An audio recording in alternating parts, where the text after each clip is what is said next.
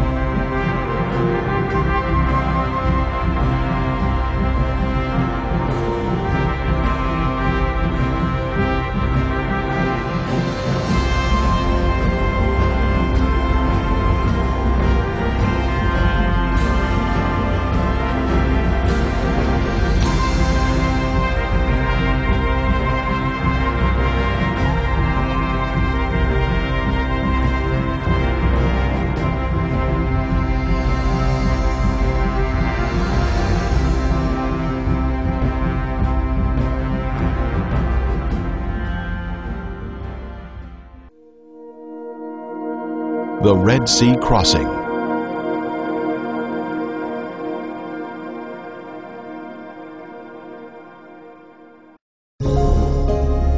Egypt is steeped with a grand history of ancient science, technology, and beautiful structures. But is there evidence of the children of Israel ever living there? Many years ago, this large stone was discovered in the first cataract of the Nile on Elephantine Island. The inscription states, "For 7 years, there had been no satisfactory inundation of the Nile. As the result of this, grain of every kind was very scarce. In this terrible trouble, King Chesser remembered the god Imhotep, who had once delivered Egypt from a similar calamity." Imhotep can be found in Egyptian history in many places, and it appears he was a sage who was elevated to a god over a period of centuries after his death. Perhaps most confident was Imhotep, the architect who probably conceived of building Zozer's tomb completely from stone. Known as a sculptor, a priest, a healer, Imhotep is considered the preeminent genius of the Old Kingdom. Imhotep had even saved his country from famine. Could Imhotep and Joseph have been one and the same person? We head to Saqqara, Egypt, a short distance south of Cairo. This is where the first pyramid was built in ancient Egypt. It is called the Step Pyramid due to the distinct levels in its shape.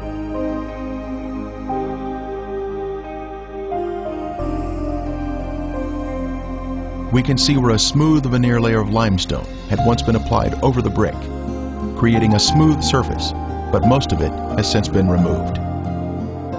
Here is where we find the statue of Pharaoh Zoser, under whom Imhotep served. It was on the base of this statue of Zoser that Imhotep was mentioned as a man, not as a god.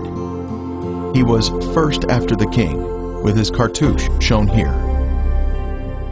At the complex of buildings, the main hall is of importance to us. It was here and in other locations in Egypt that Joseph saved his country from famine.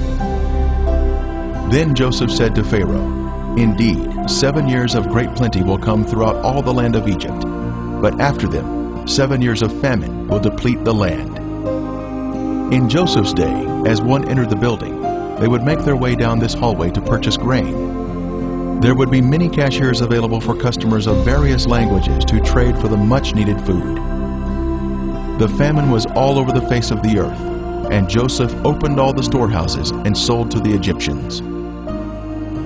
As we exit the hallway through the area in the rear, we see over on one side a series of deep structures where grain was stored underground during the 7 years of plenty. Then over the next 7 years, it was sold to the Egyptians and visitors from other countries.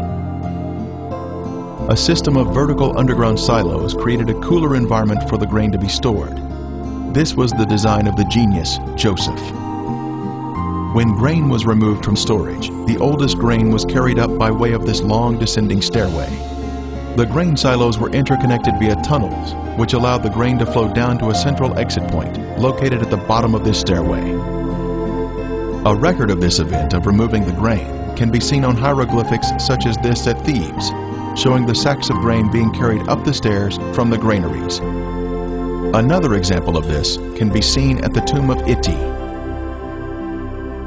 As a way to honor the Lord of Heaven, Joseph built this first pyramid in Egypt at Saqqara to show his thankfulness to the Lord for honoring him and saving the Egyptian people from famine. In that day, there will be an altar to the Lord in the midst of the land of Egypt. Centuries later, many other great pyramids were built in Egypt, following the lead of Joseph or Imhotep. 2.3 million large blocks of stone, weighing 2 to 3 tons each, were used in the largest pyramid, causing some to wonder how they could have been constructed using ancient technology. It has been a mystery for centuries. Ron Wyatt conducted a great deal of research on the subject to help shed light on this puzzle. He read the account of Herodotus, who wrote, "The stones intended for use in constructing the pyramids were lifted by means of a short wooden scaffold. Lifting devices were provided for each step." Mr. Wyatt noticed lift devices in hieroglyphics. These lift devices would have been placed on each side of stones that were to be raised. At Saqqara, we can see hieroglyphics of 3 lift machines next to a pyramid shape, linking the two together. Large wooden levers were found in King Tut's tomb that were used in the machines. A series of these levers were placed alongside the blocks to be raised and would operate in unison. A large stone was loaded onto the machine, then the levers on each side were pulled downward by ropes tied to turning winches, thus raising the stone block as needed. When the block was raised to the proper height, it was rolled onto the next level and then raised again. A series of lift machines would have been utilized. Mr. Wyatt demonstrated this type of lift machine to Mr. Nassif Hassan, head of the Egyptian Antiquities Organization of Cairo. The demonstration was filmed by Japanese Nippon Television and later aired in Japan. This lift machine appears to be a simple solution to the mystery of constructing the pyramids. When Moses was a baby, his adoptive Egyptian mother was Hatshepsut, and Moses' name was Senmut. The serpent on his forehead signifies his title of prince. As an adult, Moses' Egyptian name was Tutmosis II. A side profile of Moses demonstrates his distinctive Hebrew-shaped nose.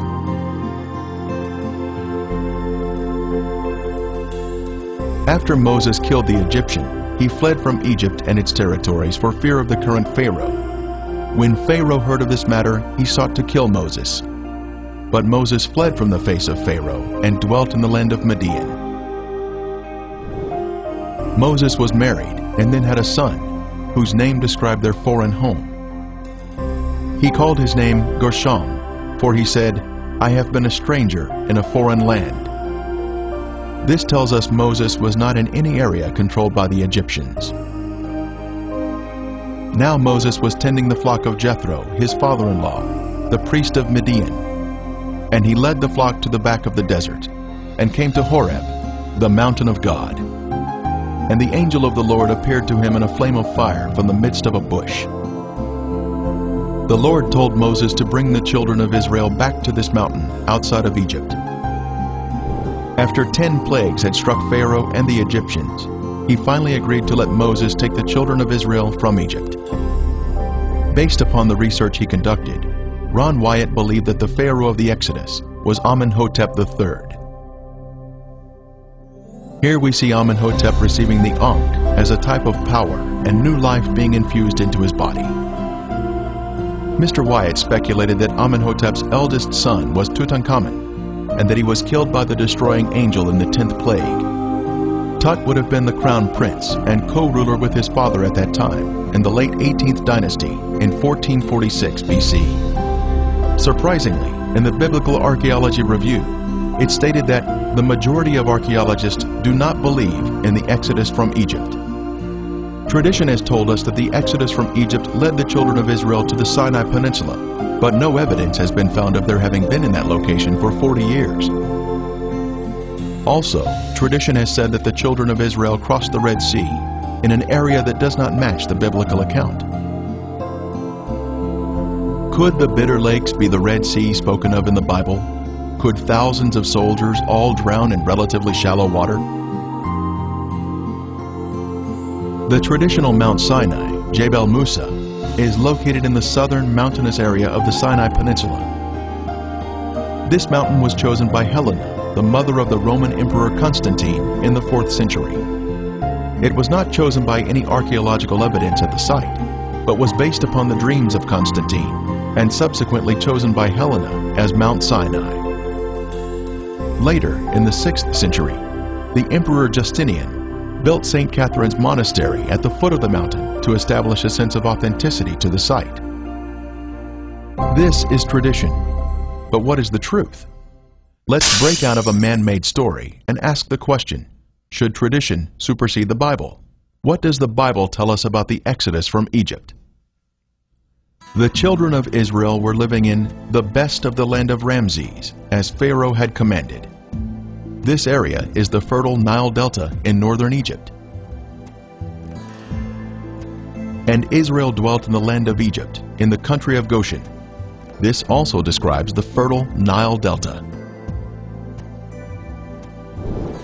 The Nile Delta is shown here at the northern termination of the Nile, full of lush vegetation, in contrast to the surrounding desert. On the night of Passover, the firstborn in each Egyptian home died in the final plague. Then the children of Israel left Egypt that same day. And the children of Israel journeyed from Ramses to Succoth. On that very same day, it came to pass that all the armies of the Lord went out from the land of Egypt. On the day of Passover, the children of Israel crossed the canals of the Nile and became an organized unit at Succoth. They had left the country of Egypt proper, but they were still in territory controlled by the Egyptians. So God led the people around by way of the wilderness of the Red Sea. The wilderness of the Red Sea is what we call today the Sinai Peninsula, which is surrounded on two sides by the Red Sea. It was through the northern region of the peninsula that they traveled day and night, making their rapid escape from the hands of Pharaoh. During the day they were shaded by the pillar of cloud that would have also provided moisture for them. At night, the pillar of fire would have given them light for their journey. At Etham, they turned south and headed through the mountains in the wilderness of the Red Sea, traveling through a narrow canyon, then stopping at the Red Sea. This expanse of water is called the Gulf of Aqaba today, but in Moses' day it was called the Red Sea.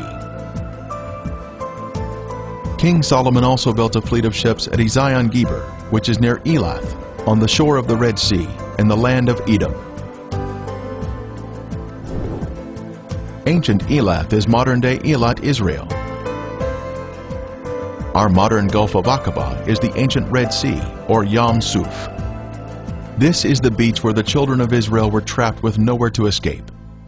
The Egyptian army was fast approaching, and it appeared death was imminent. The children of Israel cried out, "Because there were no graves in Egypt, have you taken us away to die in the wilderness? Why have you so dealt with us to bring us out of Egypt?" The children of Israel were already out of Egypt when they were preparing to cross the Red Sea. This would exclude any crossing of the Bitter Lakes or the Gulf of Suez. It was at this site that God was preparing to demonstrate to prove His loving care for them. This is the large beach on the Gulf of Aqaba, called Nuweiba, Egypt. This is where it appeared that the forces of darkness were about to be triumphant, but God was in control. Across the Gulf is the land of Midian and the holy mountain of God.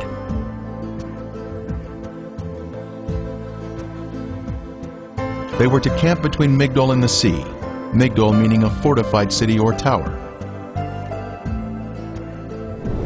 At the north end of the beach are the remains of an ancient fort, still partially standing today. It was once a 3-story structure, capable of housing hundreds of Egyptian soldiers who could have prevented any northern escape from the beach. The location is precisely at the narrowest point of land, between the mountains and the sea, in order to control the movement of travelers through the area. The fortress today is receiving a fresh coat of stucco, which is unfortunately covering up the original stone blocks. At the front of the fortress, we were able to see the stonework that formed the entrance into the structure.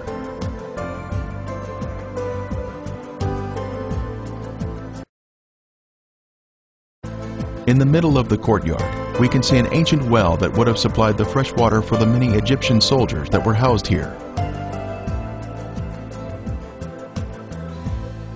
Outside, we can see how tall the structure had been in its former days, a full 3 stories in height.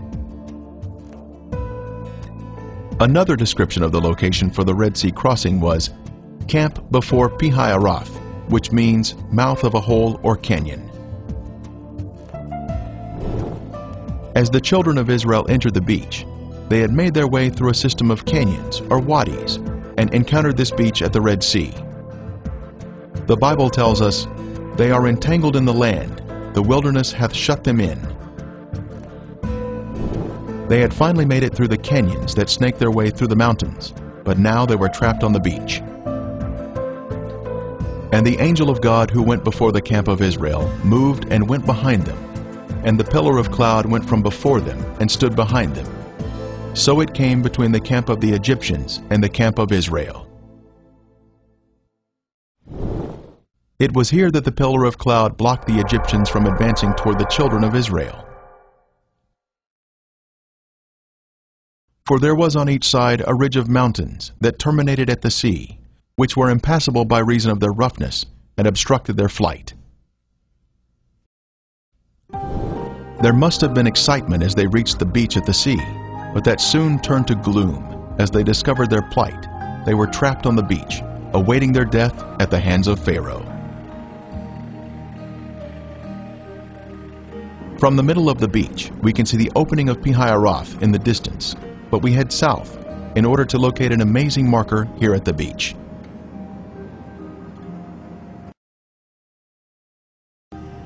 Near the road, we see this large pillar. 78 during his first visit to this beach. It had fallen down and was lying in the edge of the water, but today it is about 500 feet from the sea and has been set in concrete.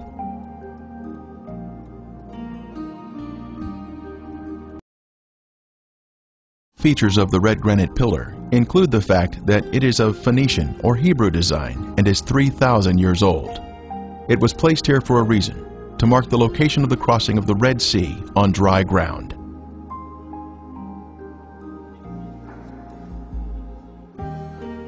This pillar is even mentioned in the Bible, a pillar to the Lord at its, Egypt's border. At the south end of the beach is where we can see the pillar. A matching column on the other side of the Gulf in Saudi Arabia was found by Ron Wyatt in 1984 and was shown to Saudi authorities.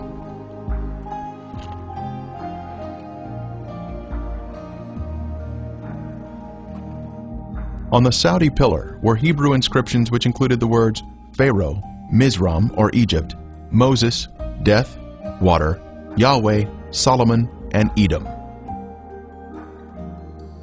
The inscriptions on this column have been removed, since the Egyptians living here were not excited about a Hebrew celebration marker, located in their own backyard.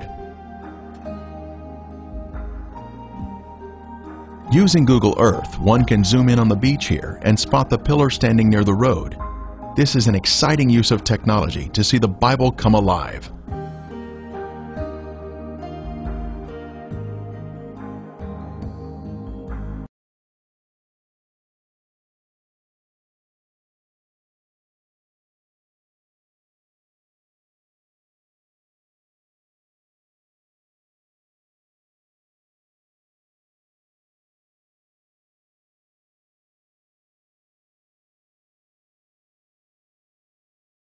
A short distance downhill, we come to the edge of the water where a wonderful miracle took place, where the Lord provided protection to His people, even though they were angry and complaining.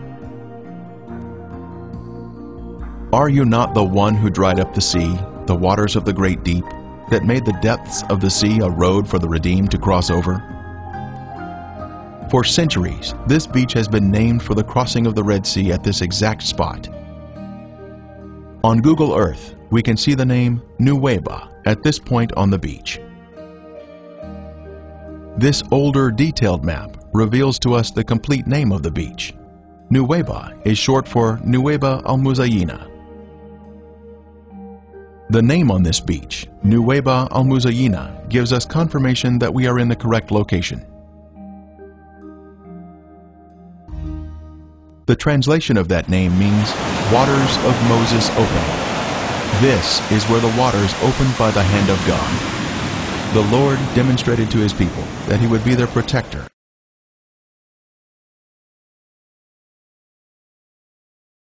We have confirmation that we are at the correct location. Moses once stood here with the children of Israel, and the water was opened before them by the hand of God. An amazing testimony of truth. Depth charts of the Gulf of Aqaba show the Eilat Deep to the north and the Aragonese Deep to the south. Between these two deep areas is a path through the sea. When Ron Wyatt was at this spot in 1978, he decided to inspect the water.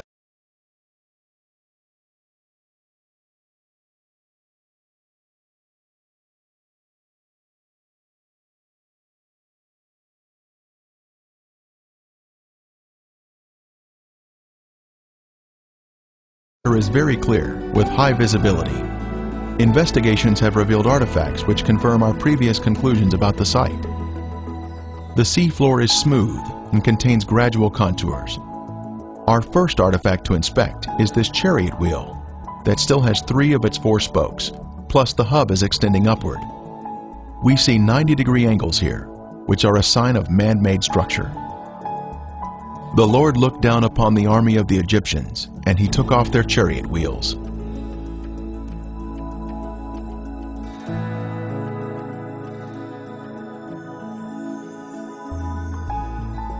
The chariot wheel with 6 spokes was the most widely used by the Egyptians. Egyptian chariots were known to use metal hubs in the center of the wheels. Using metal detectors, divers have found metal in the raised hubs that are now covered in coral. Here we see another 4-spoked chariot wheel with 1 spoke missing and a center raised hub. The coral here has preserved the chariot parts by retaining the man-made structure, even after the wood has disappeared. Here we see another wheel suspended on its axle, standing at attention. It has 6 spokes and a raised center hub.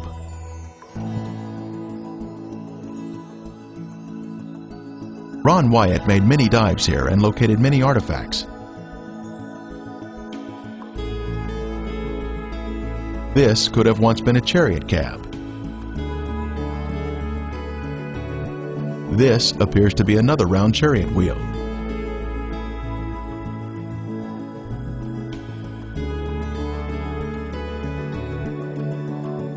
Horse remains have also been found here, such as this shrunken hoof.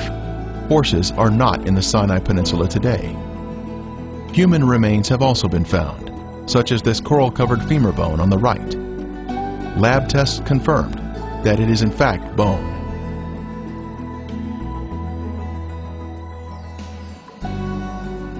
Other bones have also been found. A cross-section reveals the bone inside the coral.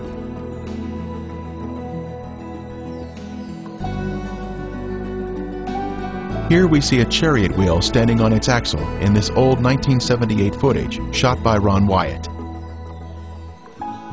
Next, we see an 8-spoke wheel with 1 spoke missing. 8-spoke wheels were only used during the 18th dynasty, the time of the Exodus.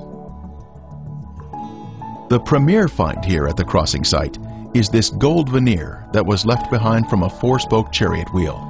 The Bible tells us there were 600 choice chariots used in the chase of the children of Israel. This artifact was left behind at a depth of 200 feet. Since specialized equipment would be necessary to raise it to the surface, Today, it is still in the location where it was found. Since there are chariot parts on this side of the Red Sea crossing, could there be other chariot parts on the other side of the Gulf, showing a continuation of artifacts? On the shore opposite of Nuweiba, inspection of the seafloor in Saudi Arabia has also been conducted to see if chariot parts can be found on this side of the Red Sea crossing. While investigating the Saudi Arabian waters, Viveka Pontian found this beautiful round chariot wheel specimen with a raised center hub. This is confirmation of the chariot parts continuing to the other side of the crossing site, opposite Nuweiba. By confirming the location of the Red Sea crossing, one is then able to conclude without a doubt that the real Mount Sinai must be over in Saudi Arabia, in Midian, just as the Bible says.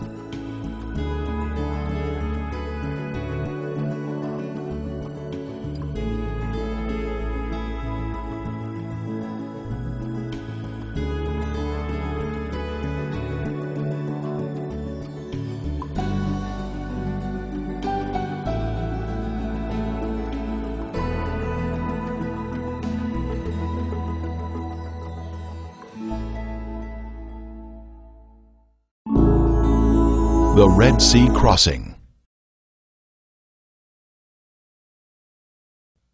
You may order a copy of this program through arcdiscovery.com. See arcdiscovery.com to become a direct seller of this DVD.